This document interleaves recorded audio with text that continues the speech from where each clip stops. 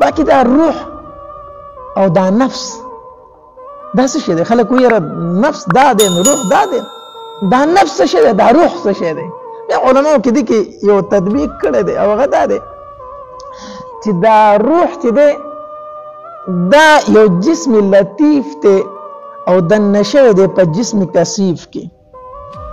یو لطیف باریک جسم دی په نظر نه راځي او بس دی بدن ته ننوتی دی، دې ته روح ویلی شي. دا نفس هم دغه شان شی دی، دا یو جسم لطیف دی په نظر نه راځي او د جسم کثیف کې دننه پروت دی. دواړه یو شی دی، خو فرق په روح او په نفس کې بیا څه شی دی؟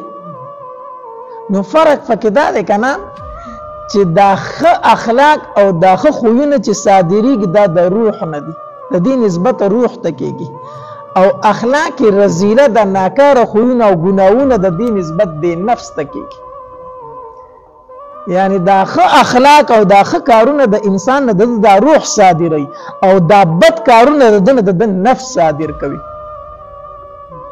نفس نور دا روح او دا نفس دواړه جسم لطیف دی. لکه ګوره دا فرشتې هم په نظر نه راځي که نه او پیریان هم په نظر نه راځي که نه، دواړه په نظر نه راځي، دواړه جسم لطیف دي خو پیدا شوي د مختلفو څیزونو نه دي.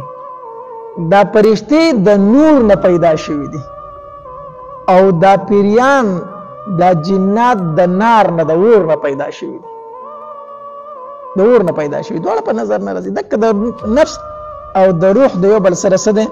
هغه ربط دی.